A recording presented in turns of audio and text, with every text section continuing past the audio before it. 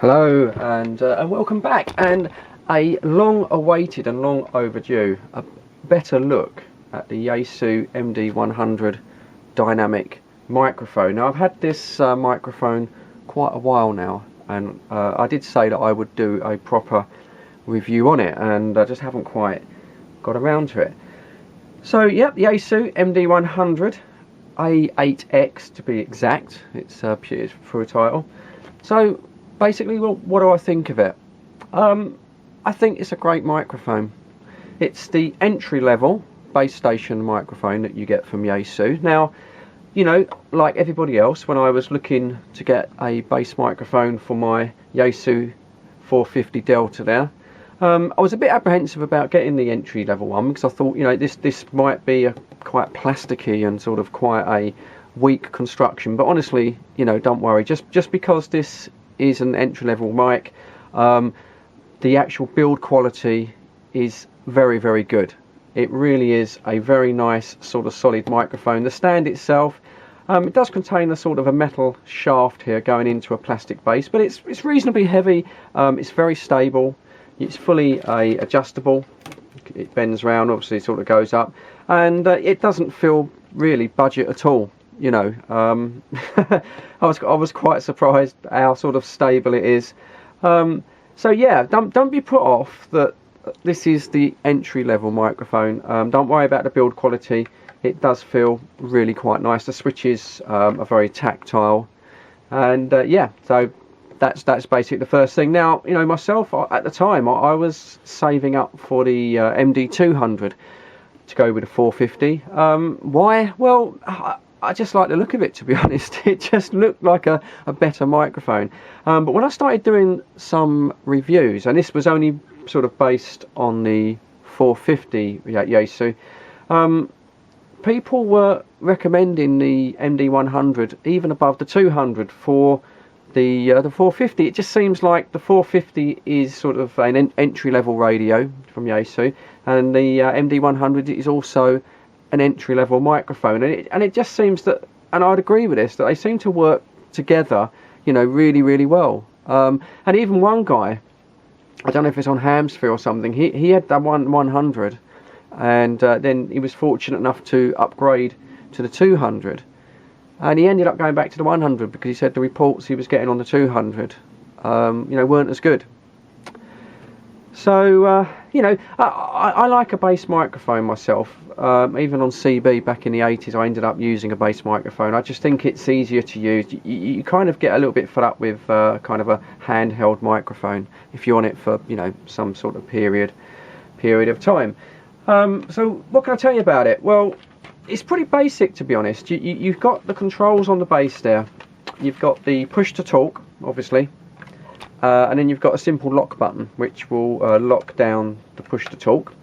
On the top of the microphone you've got a TX and standby as well, which basically kind of keys up the microphone and puts it in receive mode.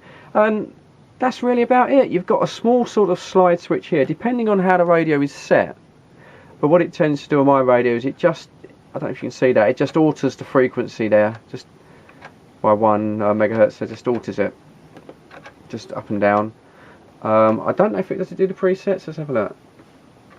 Yep, there you go. It also, if you switch your radio to memory mode, you can then go up and down the presets. To be honest, I never think to use it. I always go to the radio itself.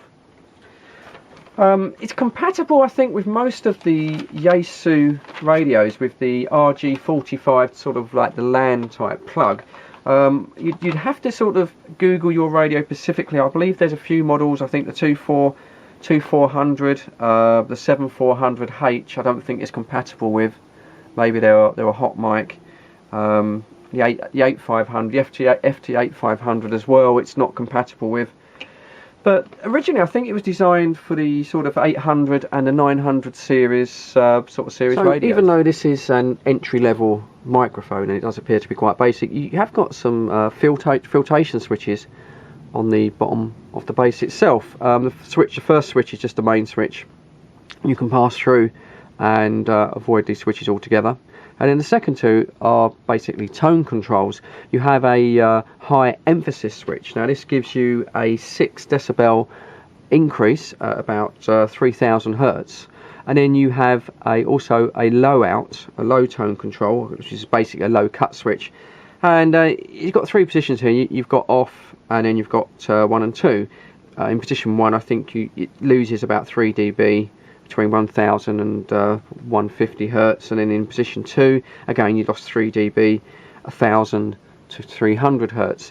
Now, when it comes to these switches, I mean, this really depends on your personal preference, depends on sort of your voice. If you've got a very deep baritone voice, you may want to sort of just cut the high emphasis, so you just sort of drop the top end of your voice. And you know what I did really was I did it the old-fashioned way. I just had a sort of contact with someone on sort of sideband, and basically just sort of played about with them until they told me that I was sounding the best, and my voice is sort of slightly high. But they're there anyway. You can switch them off, but they're there anyway.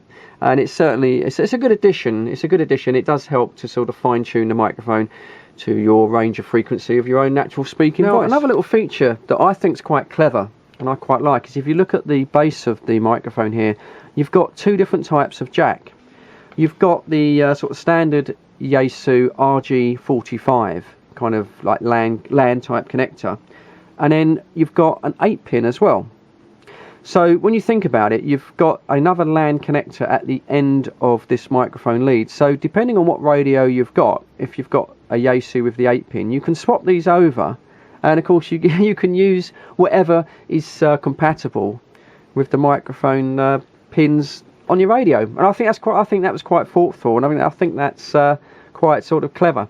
So I just thought I'd mention that as well. On the 450 and pretty much all of the sort of Yaesu HF radios, you do have mic equalization or voice processor built into the radio, which helps kind of boost your audio output. And again, it's a personal sort of preference again, but on this particular 450 and my voice, people do ask me, I have it set to number 2. But as again, you know, it's one of those things, you can adjust it. If you've got someone fairly local that sort of knows your voice, perhaps you've spoken to them before, you can sort of adjust what setting suits you. And then moving on to the mic gain, which is quite important.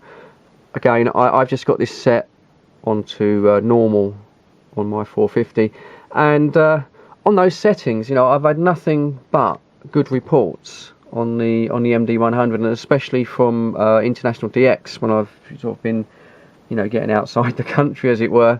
Yeah, you know, the audio comes over sort of clear. I don't particularly want it too bassy, because Yaesu radios, in my opinion, they can sound a little bit more bassy than an ICOM or something, but so I want it to sort of quite punchy, you know, quite dynamic, quite clear. And yeah, I have been sort of praised on the audio of the MD100, and it just seems to sort of cut through, which is what you want if you're calling CQ, or you know, as a pile up and you want to try and get your station through. What you want is just maximum punch, and also it drives the radio quite hard as well. I've noticed, compared to the sort of standard dynamic microphone that came with the radio, when I'm sort of talking, I can see the power meter, and it's really sort of pushing the power meter sort of right over. So the MD100, it does seem to really give the radio a right good push, and it's also crystal clear as well, no distortion, right up to the maximum power. So, you know, that's about it. When it comes down to buying, of course, you know, eBay, if you want to buy second hand, now I bought this one second hand. I was sort of quite lucky at the price that I got it for, which I'll explain in a minute. But generally on eBay you can get these, but be warned that the bidding, like a lot of HF equipment, the bidding is very strong, and people do seem to have quite deep pockets when it comes to used HF equipment, and all the hams that, anyone watching this, you'll know what I mean. I think last time I looked, new price of these, I think they've settled around about the £140 mark. When in the UK we announced that we were leaving Europe with Brexit, I don't know, Yaesu prices went up through the roof, but they seem to have settled down now. So I think they're around about 140, probably peaking at about 150 mark. You might get it slightly cheaper, but used, you know, when I was looking at these, yeah, even at used price, they can go for well over £100 used. So you've got to have your sensible hat on if you start bidding on these, and you've got to cut off at a certain point and think, well, I might as well, you know, just get a new one.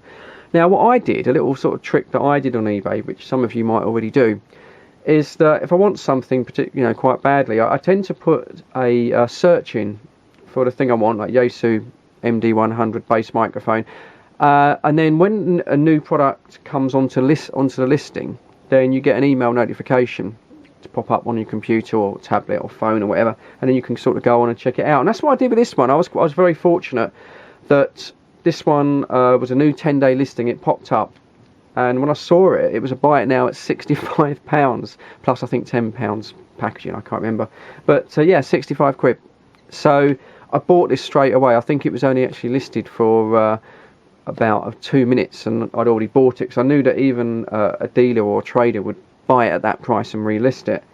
And yeah, I was quite lucky. The guy, it was a ham, and I think he was updating all of his radios. He was switching from Yaesu to Icom, so he had lots of Yaesu equipment all listed at once. He was genuine. I couldn't afford any of his other equipment. I could just about afford the microphone, but so I got a good deal. But you know, I think you're safe to buy one of these second hand, to be honest. I mean, as I said, they are very nicely made. Don't be put off with the cheap entry price, as I said before. And I think as long as they don't get wet, or you know, someone spills a cup of coffee over them or drops them from a certain height, there's very little that can kind of go wrong. There's much less risk in buying something like this than buying a used HF radio itself. But even at the full price, you know, £140, £150, you know, HF sort of prices, it's entry, it's cheap really, and it's really good. It does a really good job.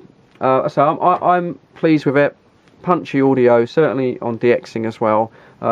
Always had sort of good reports, so that's all I can say. Very pleased with it. So there you go, the MD100 microphone. Yeah, you know, if you've got the 450 certainly, or you've got a 950 or 970, which is what it was designed to be used with, you know, get yourself on eBay and start hunting. Okay, that's it. Thanks very much. Cheers. Thanks for watching. Stay safe, and I'll catch you all on the next one.